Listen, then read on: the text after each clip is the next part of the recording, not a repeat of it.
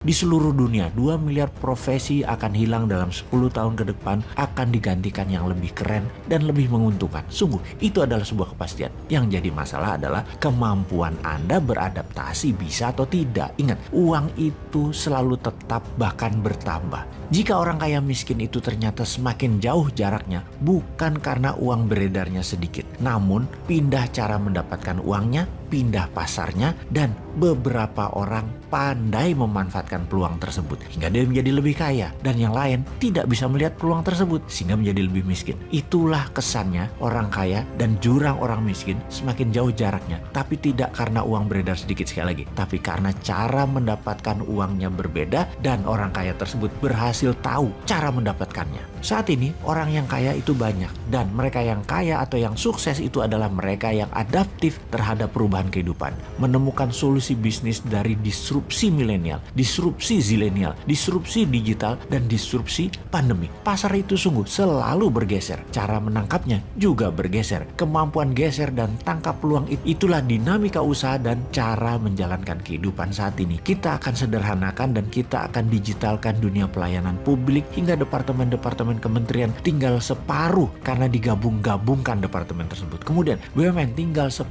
di mana yang 90% di merger, diakuisisi sesama BUMN dan ditutup. Pegawainya diberikan golden shake hand. Lalu pegawai negeri pemerintah pusat dan daerah juga tinggal 50%. Dan sekali lagi, semuanya diberikan golden shake hand. Inilah rencana demi membuat Indonesia menjadi negara superpower. Maka sekali lagi, sistem administrasi negara akan di-IT-kan, akan didigitalkan, dan akan di-blockchain-kan. Sehingga tenaga kerja administrasi di pemerintahan pusat daerah akan menjadi ringkas, menjadi sederhana, juga departemen di kementerian, serta pegawai BUMN. Pastinya BUMN bukan lagi senjata ekonomi yang akan menjadikan rakyat Indonesia hanya pasar. BUMN bukan lagi kompetitornya UKM. BUMN bukan lagi akan di bawah kementerian. BUMN bukan lagi tempat para pengangguran, pemenang sukses pemilu. BUMN bukan lagi raja impor pembuang dolar, tetapi BUMN menjadi sarana agen perubahan yang mana jumlah pegawainya hanya sedikit karena semuanya berbasis IT.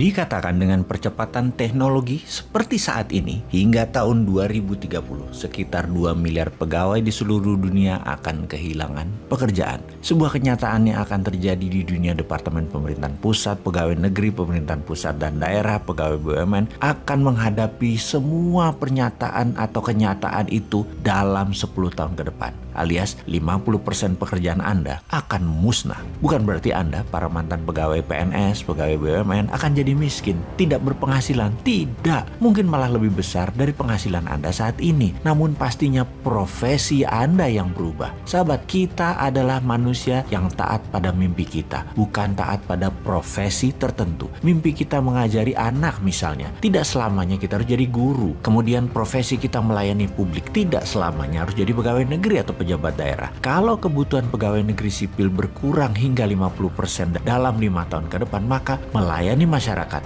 bisa dengan profesi swasta lainnya. Karena sekali lagi, di seluruh dunia 2 miliar profesi akan hilang dalam 10 tahun ke depan, akan digantikan yang lebih keren dan lebih menguntungkan. Sungguh, itu adalah sebuah kepastian. Yang jadi masalah adalah kemampuan Anda beradaptasi bisa atau tidak. Ingat, uang itu selalu tetap bahkan bertambah. Jika orang kaya miskin itu ternyata semakin jauh jaraknya, bukan karena uang beredarnya sedikit, namun pindah cara mendapatkan uangnya, pindah pasarnya, dan beberapa orang pandai memanfaatkan peluang tersebut hingga dia menjadi lebih kaya, dan yang lain tidak bisa melihat peluang tersebut sehingga menjadi lebih miskin. Itulah kesannya orang kaya dan jurang orang miskin semakin jauh jaraknya, tapi tidak karena uang beredar sedikit sekali lagi, tapi karena cara mendapatkan uangnya berbeda dan orang kaya tersebut berhasil tahu cara mendapatkannya. Saat ini orang yang kaya itu banyak, dan mereka yang kaya atau yang sukses itu adalah mereka yang adaptif terhadap perubahan perubahan kehidupan,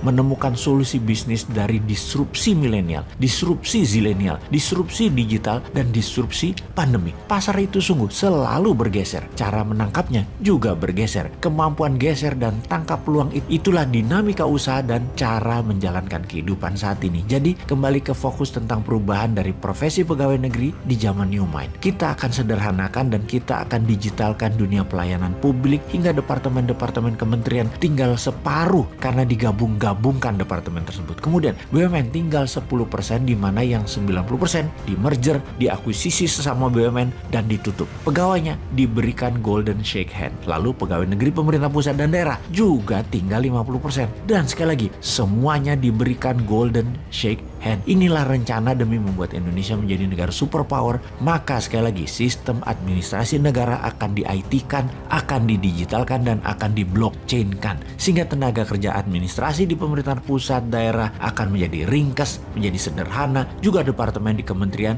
serta pegawai BUMN. Pastinya BUMN bukan lagi senjata ekonomi yang akan menjadikan rakyat Indonesia hanya pasar. BUMN bukan lagi kompetitornya UKM. BUMN bukan lagi akan di bawah kementerian. BUMN bukan lagi tempat para pengangguran pemenang sukses pemilu. BUMN bukan lagi raja impor pembuang dolar, tetapi BUMN menjadi sarana agen perubahan yang mana jumlah pegawainya hanya sedikit karena semuanya berbasis IT. Pastinya ada 3 juta orang akan mendapatkan golden shake hand, pesangon, uang tali kasih. Bagaimana menghitung dan berapa yang mereka dapat? Cara perhitungan golden shake hand adalah lama kerja dikali 20 dikali gaji terakhir. Misalnya gajinya 5 juta sebulan. Lama kerja 10 tahun. Maka rumusnya adalah 10 tahun dikali 20 atau 200 dikali 5 juta. Maka dia akan mendapatkan 1 miliar rupiah. Sekali lagi, dia akan mendapatkan 1 miliar rupiah. Total dalam 5 tahun akan ada 3 juta pegawai di mana negara akan menyediakan anggaran berjumlah 3.000 triliun untuk golden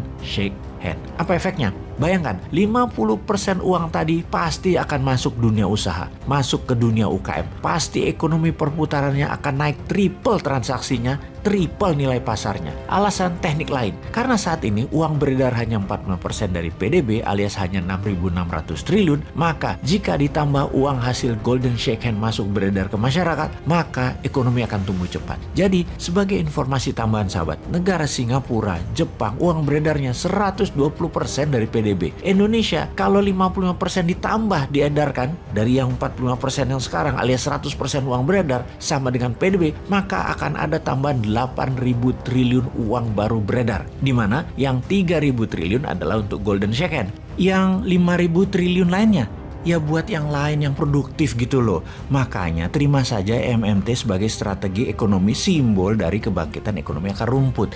Printing money masih terbuka luas berbasis PDB. Nanti cetak uang berikutnya baru berbasis sumber daya alam atau sovereign wealth fund. Itu juga sudah ada grand plan-nya. Sabar satu-satu ya.